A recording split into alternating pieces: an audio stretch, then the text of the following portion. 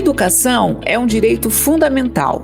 É isso que está escrito na Constituição Federal e em diversas normas vigentes no Brasil. Mas, assim como ocorre com outras áreas, na educação existe uma distância significativa entre o texto da lei e o que acontece na prática. Um exemplo disso é a escolaridade, ou seja, o tempo que as pessoas permanecem na escola. No Brasil, é obrigatório estar matriculado numa escola dos 4 aos 17 anos, ou seja, da pré-escola até o ensino médio. É a chamada educação básica. Mas uma parcela significativa da população não chega a completar este ciclo de 14 anos. Como mostra a PNAD Educação 2024, as pessoas com 25 anos ou mais estudam, em média, 10,1 anos no Brasil. Esse é um dado bastante inquietante que será o ponto de partida deste 4º episódio do podcast Para Falar de Educação. Um projeto do SESI São Paulo e do Estúdio Folha, o ateliê de conteúdo patrocinado da Folha de São Paulo. Eu sou Marta Vancini, sou jornalista de educação e neste programa vou conversar com um especialista para entender por que tantas pessoas desistem dos estudos e evadem das escolas. O que nós queremos é entender quais são os principais obstáculos para o acesso e permanência dos estudantes. Em contrapartida, também vamos contar o outro lado dessa história, buscando compreender os motivos que levam muitos adultos a retomarem os estudos, mesmo depois de vários anos fora da escola. Para isso, vamos conhecer as iniciativas do SESI São Paulo no campo da educação de jovens e adultos e ouvir a história de um homem que resolveu encarar o desafio de voltar a estudar depois de 2 décadas.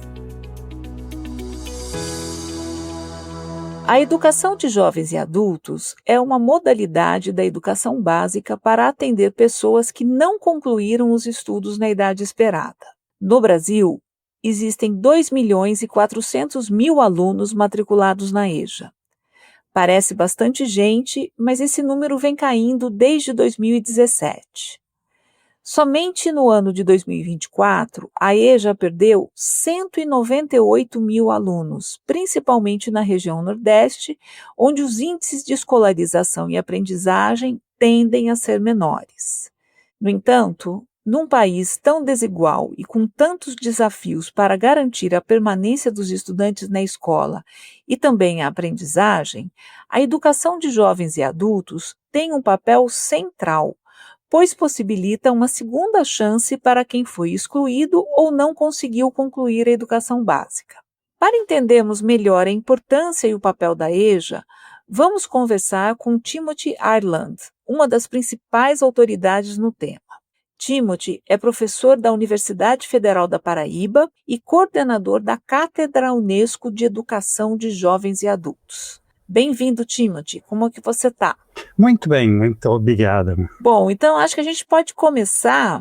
Eu queria perguntar para você como que você enxerga, como que você analisa o atual cenário da educação de jovens e adultos no Brasil. Por que a gente perde tanto estudante numa modalidade que é tão essencial? Bem, de um lado, eu acho que a nossa memória é um pouco frágil, né? Temos que lembrar que a pandemia, né, começou em 2020 e durou praticamente 2 anos e meio. E durante este tempo, a educação de jovens e adultos foi uma das modalidades mais afetadas. Na educação básica regular, no ensino superior, se apelou pelos meios digitais ou por outros meios para dar continuidade aos processos educativos. E na educação de jovens e adultos foi um desastre. Em geral, né, tinha duas ou 3 opções. Uma era apostila, né, o aluno ia para a escola e pegava papel. Segundo era a professora ou professor usava o WhatsApp, né, para passar tarefas para os alunos ou simplesmente para manter contato. E o terceiro é, em alguns casos, em alguns estados, né, usar a televisão pública como meio de transmitir aulas, né, para os alunos de EJA. Mas, em geral, perdemos muitos alunos neste período e muitos não voltaram. Temos que lembrar que a decisão de dar continuidade aos estudos é uma decisão muito grande em termos de tempo, né? O aluno tem que decidir, né, quase todas as noites, durante a semana de segunda a sexta, ir para a escola a partir das 7h30, voltar tarde da noite. Então, né, ocupa o seu tempo de lazer e depois da Covid, né, muitos não voltaram. Mas isso foi conjugado com outra coisa também, né, que nos últimos de mais ou menos de 2018, 2016 a 2022, não havia uma política de educação de jovens e adultos muito fraco. O investimento em educação de jovens e adultos foi muito pequeno e isso se revela nos números, né? Então, eu acho que a conjugação do Covid com isso e também, né, lembrar que em muitos casos, né, a acessibilidade para a escola é um problema, né? O aluno mora longe ou ele vai do trabalho para a escola, depois da escola tem que ir para casa. Então, são muitos variáveis, não é uma decisão, né? Não um fator que leva o aluno a desistir e esses números a cair dramaticamente. É uma série de fatores e a falta de uma articulação de políticas públicas para apoiar o aluno, para mostrar a importância, né? Nós estamos falando sobre 60 milhões de brasileiros e brasileiros. 60 milhões que não concluíram na educação básica. Então, isso é, né, uma enorme parte da população.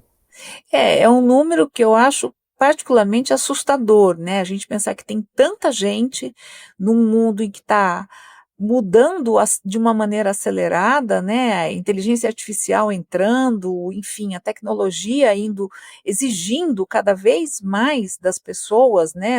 Uma formação, uma capacidade de interpretar, de entender, de transitar em linguagens, enfim.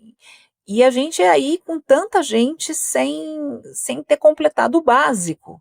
Agora, você enxerga alguma maneira, tem algum caminho que você percebe para mudar esse cenário no Brasil? Eu acho que precisa ser uma decisão política, né? Tem duas questões, né? A decisão pedagógica e a decisão política, né? Precisamos decidir que realmente queremos um país democrático ou não, que a educação é a base da democracia. A gente precisa de uma democracia participativa e, né, para participar as pessoas precisam ter informações, precisam ter acesso a informações. E a maioria das informações ou são gravadas em voz ou são escritos. Então as pessoas precisam saber ler e escrever, né? A decisão política tem que ser tomada, né? E isso tem sido adiado faz muito tempo, no fundo, né? Se faz periodicamente um investimento na alfabetização, mas não é uma política de Estado que tem continuidade. Que, em termos de educação, precisamos pensar em gerações de 10 anos, e não em 1 ano ou 2, ou na duração de um governo, inclusive, né? Precisamos de políticas que dão continuidade. E a segunda dimensão é a dimensão pedagógico. Qual é a melhor forma de atrair e manter os jovens e adultos e as pessoas idosas na escola e para garantir a aprendizagem, que uma coisa garantir acesso, outra é garantir permanência e outra realmente das pessoas aprenderem durante o seu tempo. Então, esses dois elementos são fundamentais. Eu acho que, né, temos um pouco de luz no túnel no momento, em termos de ter uma política de formação, né? O Pacto Nacional para a Superação de Analfabetismo e Qualificação de EJA é o reconhecimento que, né, da necessidade de investir numa forma abrangente na formação dos professores, que é sempre importante lembrar que a EJA foi criada como uma modalidade mas nunca se criou uma política de formação para o professor de EJA. Então, temos uma modalidade de educação de jovens e adultos que não tem curso adequado para preparar os profissionais para atuar em sala de aula. Então, o pacto agora, né, só começou em 2005, em 25, mas eu acho que tem a possibilidade de iniciar este processo, de retomar a importância de EJA e retomar investindo na educação de alfabetizadores e, né, educadores de jovens e adultos. Entendo. Você falou da formação específica, né, para a educação de jovens e adultos. Existe essa especificidade? Tem alguma diferença, alguma coisa, alguma abordagem diferente, uma maneira diferente? Eu imagino que sim, porque nós estamos falando de um público bem particular, né, e também altamente diferenciado, porque hoje a gente tem jovens também na EJA, né? A gente tem adultos, tem os idosos, mas também tem os jovens. Quais são as características de uma abordagem com esses públicos? Só começar onde você parou, então, desses 3 blocos, né? Temos os jovens, temos os adultos e temos as pessoas idosas, né? Cada um, no fundo, exige uma abordagem diferente porque tem objetivos diferentes. O jovem tem pressa, o jovem precisa concluir o ensino fundamental, o ensino médio, porque precisa entrar no mercado de trabalho, etc. O adulto, né, de entre 30, 40, 50, já está no mercado de trabalho, tem menos pressa, mas quer provavelmente melhorar a qualidade de seu emprego, as suas qualificações. E a pessoa idosa frequentemente quer aprender, mas ao mesmo tempo tem um elemento de sociabilidade que é talvez mais forte ainda. Então, isso exige abordagens de aprendizagem distintas, né? Mas, inicialmente, é essencial lembrar que, né, mesmo o jovem adulto já vem para a escola com muitos conhecimentos, muita experiência de vida. E qualquer proposta de ensino precisa partir disso, reconhecer que esses jovens e adultos têm conhecimento. Não estamos falando sobre crianças de 7, 8 anos que têm muito menos experiência, muito menos conhecimento. Então, partir desta experiência para ir, né, construindo em cima. E partir, inclusive, dos interesses, né? E usar as experiências que as pessoas têm como uma forma de criar ganchos, em que é de pendurar os novos conhecimentos, né? Faz sentido isso que você traz, né? Agora, e isso eu acho que tem a ver também com uma característica, com uma coisa que eu li a respeito da EJA, que fala que hoje em dia a gente entende a EJA muito mais como na perspectiva da educação ao longo da vida, né?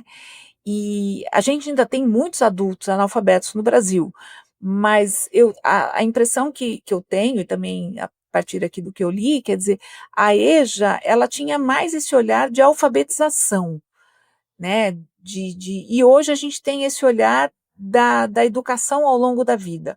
Fala um pouco sobre isso, o que isso significa?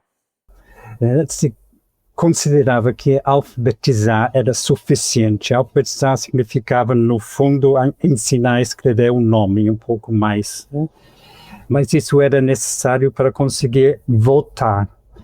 Agora, e achava, mesmo quando, né, a pessoa passava 5, 6 ou 10 anos na escola, que isso era suficiente para preparar a pessoa para a vida, né? Você aprendia o básico, com isso você estava pronto para viver a sua vida. E isso, aos poucos não, mas rapidamente fomos reconhecendo que, né, com a mudança, a velocidade da criação de conhecimentos, com a mudança de tecnologias, nós precisamos continuar a nossa aprendizagem sempre, né? Sempre estamos precisando aprender novas coisas, novas funções, entender melhor o mundo em que nós vivemos, né? E temos, por exemplo, ao longo da vida, várias funções, né? nos 20, na década de 20 anos, né, a maior parte das pessoas vão se tornando mães e pais de família. É uma função que exige uma nova aprendizagem no mundo. Obviamente, o mundo do trabalho exige, né, uma qualificação e, crescentemente, requalificação para funções dentro do mercado de trabalho. E a ideia que, inclusive, entender, né, a aprendizagem como uma função natural, né? A aprendizagem faz parte da vida, né? A gente vai nos descobrindo na medida em que vamos descobrindo o mundo também. Então, isso é um processo que dura a vida toda. E, além de mais, né, as neurociências foram realmente comprovando que as pessoas têm a capacidade de continuar aprendendo ao longo da vida. A ideia de depois de 60, 70 anos você não tinha mais capacidade de aprender já passou. As pessoas têm a capacidade de aprender de uma forma diferente, de aprender um pouco mais devagar, mas aprendem. Né? Então, a ideia é que, né, a educação e a aprendizagem ao longo da vida são tanto uma necessidade do mundo em que vivemos, como fazem parte da nossa própria construção enquanto seres humanos, né? É verdade, é verdade. É importante pensar nessa perspectiva, né? Agora, se a gente pensa na perspectiva da inserção no mercado de trabalho, a EJA tem aí um lugar importante, né? De formação das pessoas, de preparação.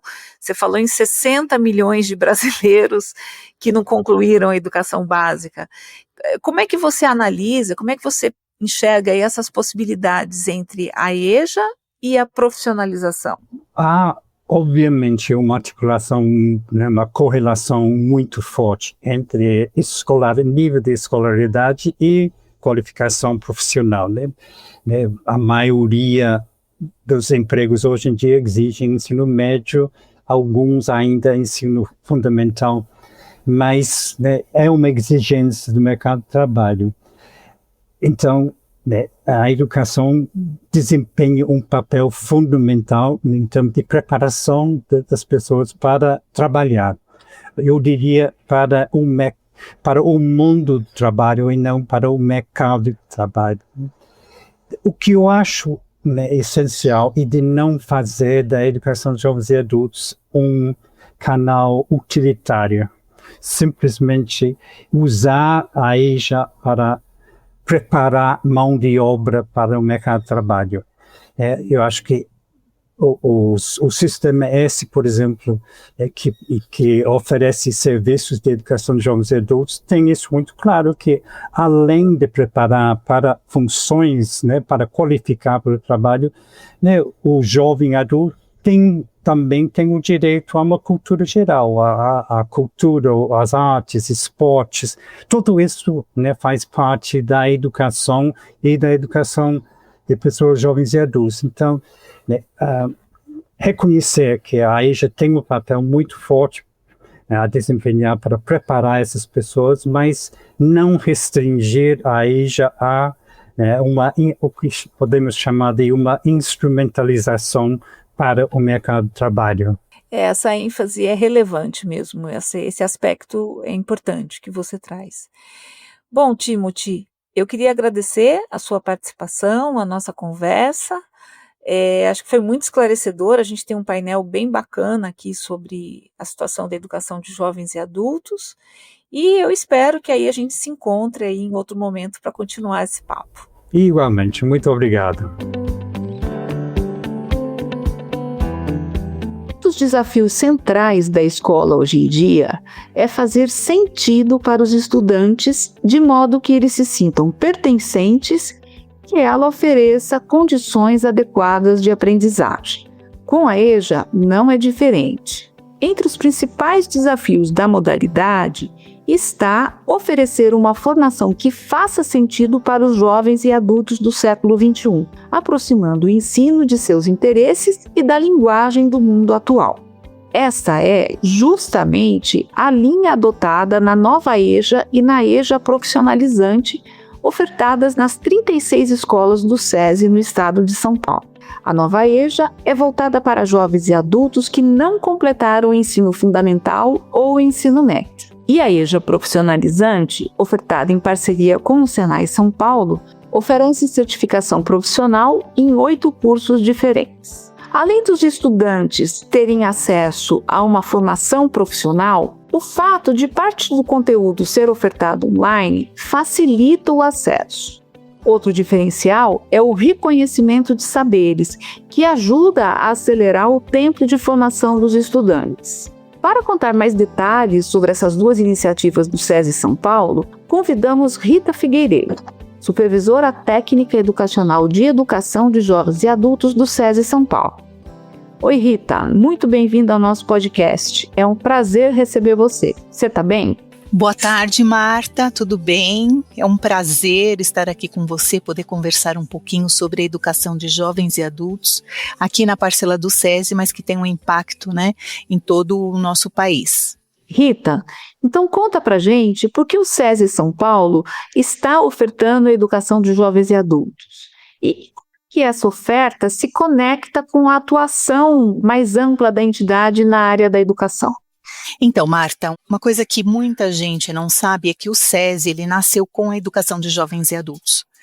Ele nasceu com a educação de jovens e adultos no momento pós-guerra, que o país estava se restabelecendo e a indústria estava ganhando um volume necessário até para aumentar a produção da época. E essa produção não alavancava, e esse grupo de empresários foi identificar qual era o motivo. Por que eles estavam ofertando ali, colocando tantas coisas, tantos equipamentos avançados para a época, e por que essa produção não alavancava? E eles descobriram que faltava o básico para esse grupo de trabalhadores, que era a formação geral básica e também os conhecimentos básicos de matemática. Então faltava ali autonomia de leitura e de escrita e faltava o raciocínio lógico. Então eles criaram aí um grupo de trabalho para formar esses trabalhadores e com isso já há tantos anos atrás, deram um avanço na indústria, porque estavam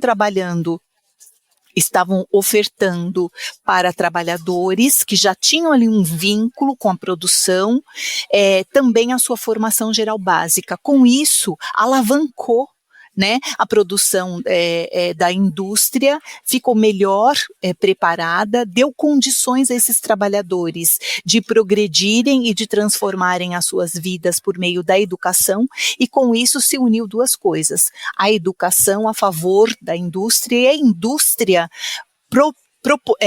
dando a possibilidade desses trabalhadores também alavancarem os seus conhecimentos e a sua atuação como cidadãos da vida. Então foi uma junção, uma união muito, muito importante. Eu não conhecia essa história, que tudo começou na EJA, é muito bacana ouvir isso. E como tem sido a procura pela nova EJA e pela EJA profissionalizante, Porque a gente sabe que no Brasil, hoje em dia, as matrículas nessa modalidade, elas estão caindo a cada ano. Então, com base nessa história que eu acabei de te dizer, o SESI e o Senai, eles têm esse compromisso, além da responsabilidade social, eles têm esse compromisso com a indústria, que é contribuir com a indústria para que esses trabalhadores tenham cada vez mais o seu desempenho aprimorado nas suas ações, e a educação é a forma. No caso, a qualificação profissional também. Então, é uma preocupação, é uma responsabilidade das duas instituições em contribuir com a sociedade naquilo que sabem fazer muito bem. O SESI oferecendo a formação geral básica e o Senai oferecendo a qualificação profissional. Então, essa trajetória, esse nome que nós temos aí há tantos anos, ele permanece. Por quê? Porque o SESI e o Senai são mantidos pela indústria, e por mais que se ache é uma coisa que não acontece hoje, ter pessoas que ainda não têm autonomia nas suas formações, ainda acontece. Nós ainda temos muitas pessoas jovens e adultas que não têm domínio da leitura e da escrita, que têm ainda uma defasagem na sua autonomia de estar atuando, estar aí operando nas suas tarefas e nas suas funções cotidianas e também nas suas funções profissionais. Então, nós ainda somos procurados por empresas que têm no seu quadro funcionários que ainda não têm a conclusão geral básica.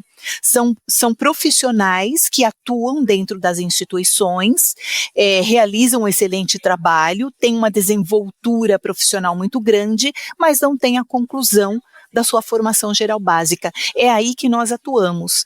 Muito, né? A nossa ênfase são nas indústrias, mas nós também atuamos com parcerias de municípios, né, da comunidade ao redor que precisa dessa formação. Muito interessante isso. E vocês estão com quantos alunos hoje, mais ou menos, aproximadamente? Hoje, aproximadamente, nós estamos com 35 mil estudantes no estado de São Paulo. Estamos aí atendendo em 36 unidades do SESI e aproximadamente umas 37 unidades que são unidades no parceiro. Então são em municípios, são em empresas que nós também temos os nossos cursos lá instalados. Bem interessante. Um diferencial da oferta de EJA que vocês fazem, que é justamente o reconhecimento de saberes. Isso. E eu vi nos materiais de vocês que esse reconhecimento de saberes consiste em reconhecer saberes formais e informais. Como que isso funciona na prática? Então, na prática, isso funciona na medida que nós acolhemos esse estudante que chega para nós e ele traz diferentes conhecimentos. Então, são conhecimentos, como você falou, formais, informais, e ele precisa demonstrar isso para que seja aproveitado o tempo de estudo e para que seja valorizado esse conhecimento que ele traz. Então, esse estudante é acolhido, ele passa por mais ou menos uns 2 meses, onde ele é colocado para expor, para expressar, evidenciar essa bagagem que ele traz. Então ele vai falar da vida dele, da vida particular, da vida pessoal, ele vai falar das trajetórias profissionais que ele já teve e de interações que ele teve socialmente. A partir daí, desses relatos, nós montamos um portfólio com esse estudante e olhamos para todos esses relatos, essas perguntas, essa construção para uma matriz de competências e habilidades que nós temos. Olhando para esse relato desse estudante, os nossos professores, que são professores voltados para a educação de jovens e adultos, eles olham para essas habilidades e competências e através desses relatos, dessas evidências, que esse aluno vai construir da melhor forma que ele achar, ele responde alguns formulários e os nossos professores têm a habilidade de olhar para esses relatos e dizer, aqui nós identificamos uma competência, por exemplo, de linguagem. Aqui nós identificamos uma competência de ciências humanas ou ciências da natureza. E a partir dessa construção desses conhecimentos que esse estudante já traz, nós conseguimos planejar um plano personalizado de estudo, onde ele vai estudar somente as competências que não foram evidenciadas no reconhecimento de saberes. Então, nós partimos daquilo que ele sabe, nós partimos daquilo que ele traz enquanto conhecimento da vida adulta, que é valorizada, é traduzida por meio de uma matriz de habilidades e competências, e a partir daí ele só vai estudar somente o que não foi evidenciado no reconhecimento de saberes. Então, ele tem uma otimização de tempo, ele tem uma valorização dos conhecimentos que ele traz, porque o adulto tem conhecimentos que não sejam da formalidade, que não sejam num ambiente escolar, mas ele traz conhecimentos de vida que são traduzidos, aproveitados e ele vai estudar somente o que ele precisa. Por isso que acelera o tempo, então, né? Que as pessoas conseguem se formar num tempo, e eu acho que isso também acaba trazendo interesse, né? Porque ela vai aprender coisas novas, vai ter contato com conhecimentos, com habilidades, vai desenvolver habilidades que ela ainda não tem. né? E a elevação da autoestima, porque quando ele vem de uma unidade, de um contexto educacional, onde ele foi taxado como uma pessoa que não sabia, que a escola não era o lugar para ele, que ele estava desajustado, ele chega num lugar onde tudo que ele apresenta é valorizado. Então a autoestima dele já se eleva, porque ele se sente ali uma pessoa conhecedora e não uma pessoa que não sabia de nada. Então ele se sente valorizado, reconhecido. A partir daí ele já está preparado, já está aberto para ele receber realmente os conhecimentos que ele ainda não conseguiu dominar. Então, isso faz uma diferença muito grande para um adulto que teve uma experiência educacional não formativa e transformadora. E o público de vocês são adultos mesmo, são homens, mulheres? Você tem um perfil dos seus estudantes? Nós temos um público, Marta, bem diversificado. Alguns anos atrás, o nosso público era de 40 anos a mais. Agora nós estamos com um público mais jovem. Nós estamos com um público aí de 15 anos para frente, para falarmos do ensino fundamental, anos finais, ensino médio a partir de 18 anos. Então nós estamos aí com uma juvenilização da educação de jovens e adultos. Ainda temos 40 a mais, e para a educação de jovens e adultos não tem máximo de idade. Por lei, nós temos a partir de 15 anos finais do ensino fundamental, a partir de 18 anos para o ensino médio, mas nós atendemos alunos até a idade que ele se achar aberto para aprender. Vocês optaram por fazer uma oferta online, né? Se eu não me engano, 80% da carga horária é online, é isso mesmo? Isso mesmo, a nossa experiência e também todo o contexto que nós vivemos hoje, da velocidade de informações, da necessidade cada vez mais de você atuar em diferentes frentes, mostrou que um estudante que fica preso muitas horas na unidade todos os dias da semana vai impedir que ele tenha um desenvolvimento adequado. Então, o nosso modelo é 80% à distância, onde ele estuda num ambiente virtual de aprendizagem, e 20% em encontros presenciais, onde ele vivencia o reconhecimento de saberes e também a participação na apresentação de projetos, porque nós trabalhamos com aprendizagem baseada em projetos, que é outro diferencial para o mundo do adulto. Então, ele vai em momentos pontuais, para que ele tenha pertencimento deste grupo, para que ele se sinta ali valorizado nas interações que ele tem com os professores, com os outros pares, e aí a partir daí ele organiza a vida profissional, a vida familiar, a vida social, de acordo com os momentos de estudo que ele tem. Então ele já tem uma otimização e um ganho de tempo por meio do reconhecimento de saberes e depois pelo plano personalizado de estudo. Muito, muito bacana te ouvir, Rita. Realmente parece que é um curso assim que está alinhado, né, com as expectativas das pessoas, com a maneira como o mundo de hoje funciona, enfim. Eu só queria acrescentar mais um ponto, Marta, que é muito importante também para esse adulto, que são os momentos de avaliação. Esse adulto, ele às vezes traz marcas de uma avaliação que ela foi pejorativa em relação aos conhecimentos que ele tinha. Então aqui nós colocamos 40% da nota para ele ser certificado, 40% é das atividades que ele vai desenvolver no ambiente virtual de aprendizagem, 40% da nota é dos projetos e só 20% é da avaliação. E essa avaliação é presencial, é uma avaliação que vai estar ali olhando para todo esse contexto desse estudante. Então, são vários tópicos, vários ciclos, vários marcos que esse aluno passa, que sempre estão projetando ele para frente e para a valorização do que ele traz. Então, o reconhecimento de saberes é um marco, o plano personalizado é um marco e as avaliações também são. E outra coisa, o contexto do mundo do trabalho. E aí a importância da qualificação profissional. Então, quando ele faz a opção da qualificação profissional, ele sai com 2 certificados.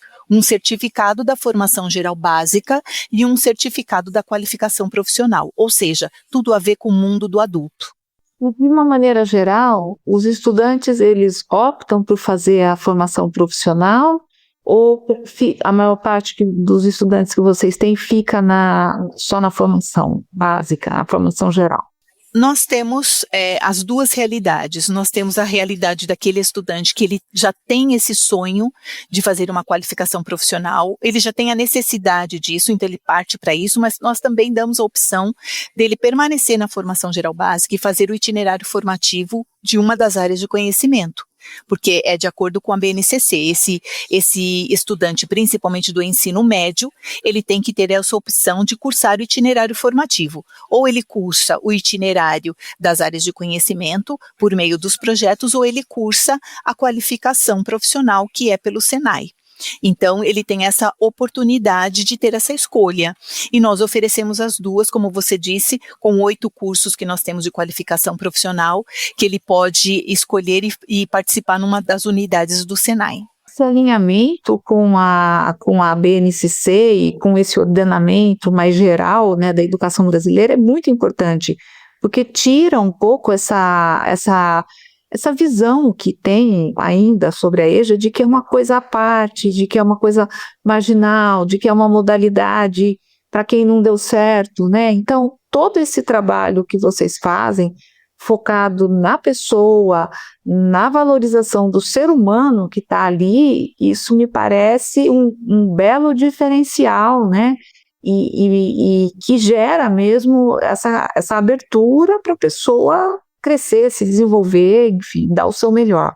É oferecido para esse estudante, né, todo o aporte do SESI que nós temos, né, nas nossas unidades, os laboratórios de informática, as bibliotecas, o próprio ambiente virtual de aprendizagem é criado para esse estudante. Então, o contexto do mundo do adulto, isso é respeitado, esse tempo de estudo, então nós concluímos até 12 meses, esse estudante pode concluir uma das modalidades. Então isso para o adulto é muito importante, a questão da valorização, a questão da otimização e das frentes que se abrem para ele em relação à aprendizagem criativa, em relação ao seu desempenho na produção, as condições de ele ter um avanço profissional, uma promoção, dele se tornar um empreendedor. Então, são várias frentes voltadas para a formação desse profissional, enquanto cidadão, enquanto um profissional que tem as questões da vida para lidar. Então, o trabalho muito grande nessa questão da valorização, da aprimoração, do aprimoramento da linguagem, da comunicação, das interações intersociais, toda essa parte da importância social de trabalhar aí as questões das competências socioemocionais muito importantes para o mundo do trabalho e também para o mundo do adulto. Então, tudo isso, esse adulto é cercado de tudo isso com muito respeito, sabe, Marta? Com muito respeito, com muito cuidado. Então, quando a pessoa se sente acolhida, realmente a educação se torna transformadora. Então, a educação de jovens e adultos não é um complemento, não é nós estamos dando uma coisa porque ele parou de estudar porque ele quis. Não. A educação, ela é um direito constitucional de qualquer pessoa, independente da idade que ela esteja.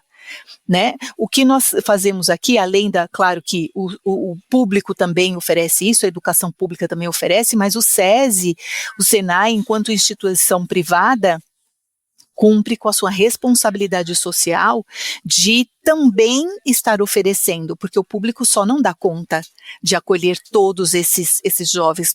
As últimas pesquisas que nós temos aproximadamente 11 milhões de jovens e adultos sem a formação geral básica. Então, só a escola pública não dá conta, por isso que tem o SESI, o Senai e outras instituições também nesse trabalho, nessa frente, porque o que importa para nós? A transformação do jovem adulto pela educação. muito, muito, muito bacana te ouvir, Rita.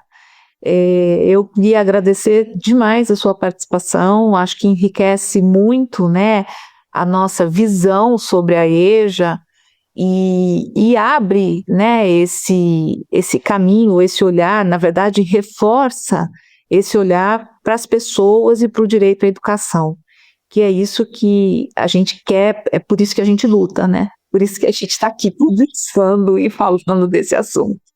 Então, muito obrigada e eu espero encontrar você novamente para continuar essa conversa. Eu que agradeço, Marta, muito obrigada, viu? Retomar os estudos depois de anos fora da escola não é uma decisão simples. Muitas vezes, a necessidade de trabalhar se sobrepõe ao desejo de estudar. E, além disso, essa é uma decisão que envolve coragem.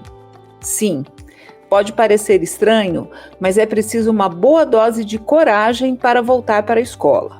Imagine só a situação de um jovem na faixa de 25 anos, tendo que conviver com adolescentes de 16, 17 anos numa sala de aula.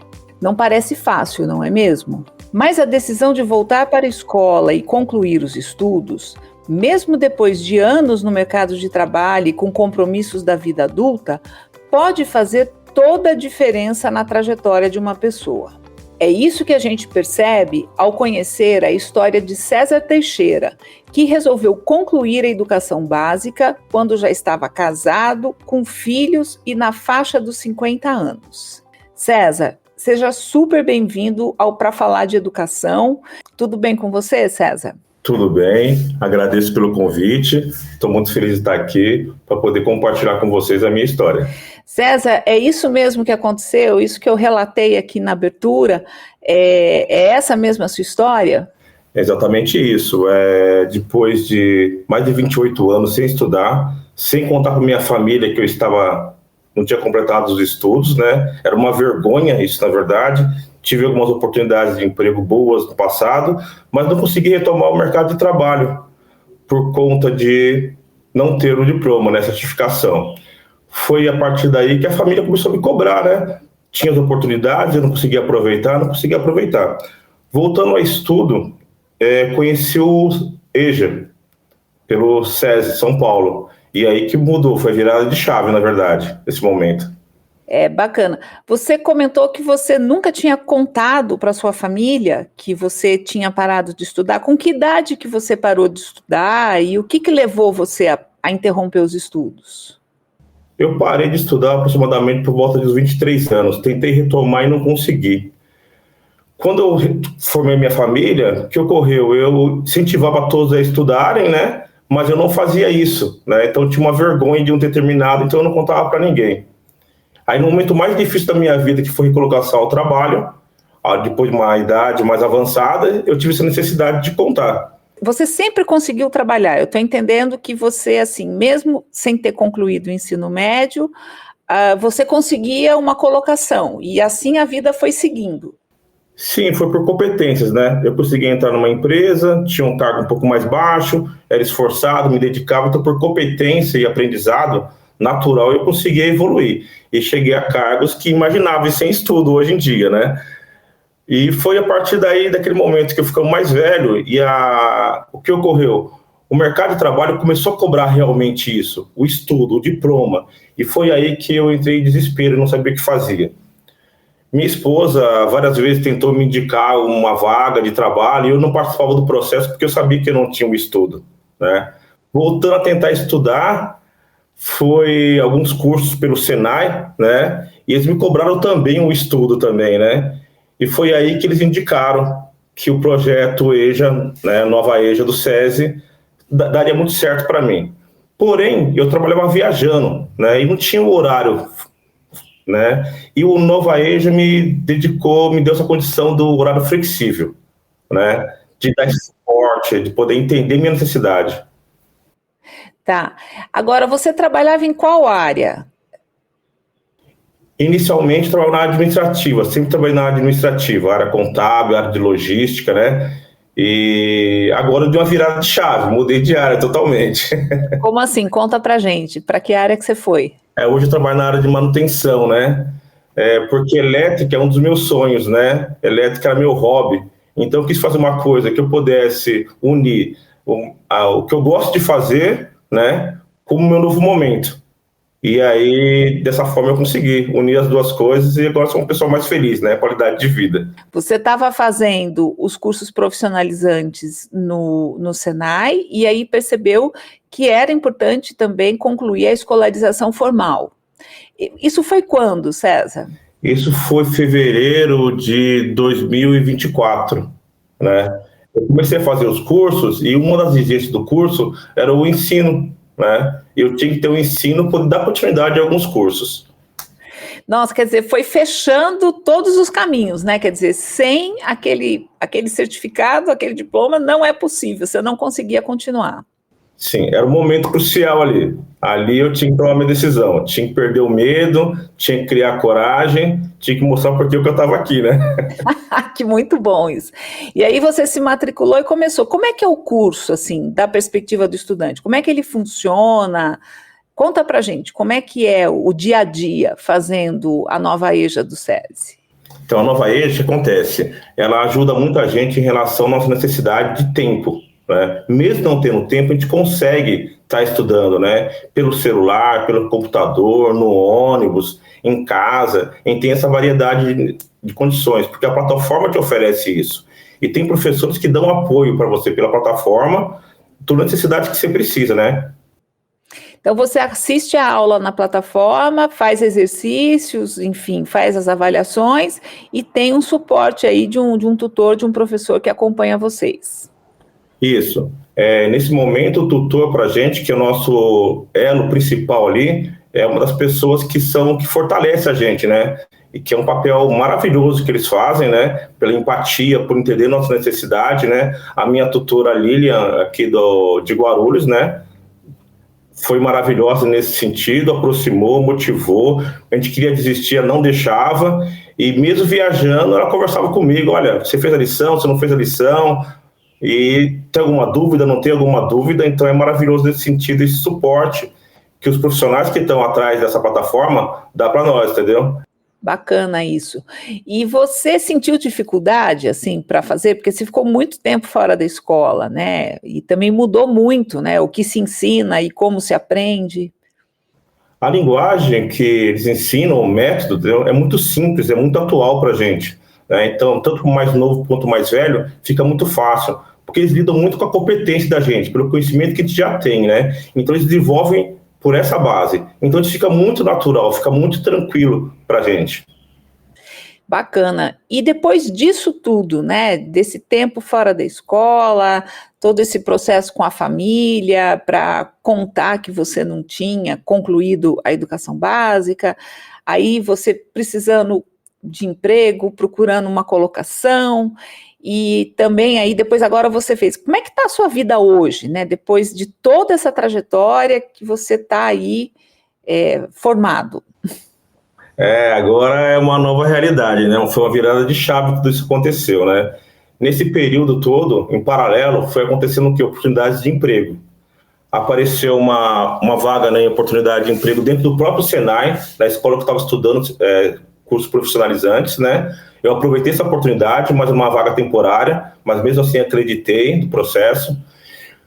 Finalizando esse processo do Senai, em relação ao contrato, apareceu a oportunidade de um processo seletivo dentro do SESI, que para minha surpresa, na mesma escola no qual eu estava estudando, né, à distância, consegui, fui para lá, trabalhei lá também, né, durante 3 meses, e para minha sorte, o Senai abriu novamente uma vaga definitiva, e eu retornei para casa onde tudo começou.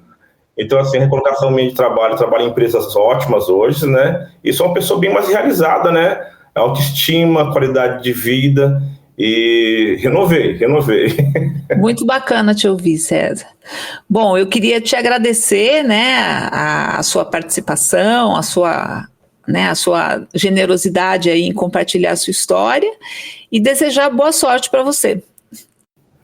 Eu que agradeço, a oportunidade de estar aqui, até poder falar para todos que a oportunidade está aí, o sistema S, né, o SESI te dá o EJA de graça, né, gratuito, Tem que lembrar isso também, que é muito importante, que nem todo mundo que consegue arcar com pagamentos, né? Então, uma coisa muito importante para nós.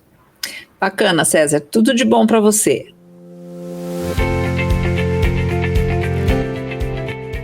É com essa história inspiradora do César, que não deixa dúvidas sobre a importância da educação e o papel decisivo que ela pode desempenhar na vida de uma pessoa, que encerramos este episódio e também este podcast.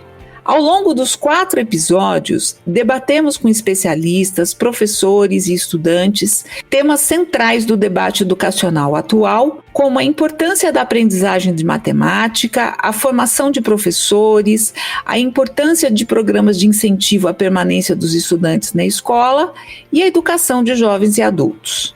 Além de compreender melhor os desafios e a complexidade desses temas, conhecemos várias iniciativas do SESI São Paulo que estão fazendo a diferença nessas áreas, contribuindo para a melhoria da qualidade da educação ofertada e para avanços importantes na aprendizagem. É assim que se faz educação. E é através da educação que fazemos pessoas melhores e um país melhor. Então, eu me despeço de vocês, agradeço a companhia ao longo dessa jornada e deixo o convite para que não deixem de ouvir a temporada completa. Até breve!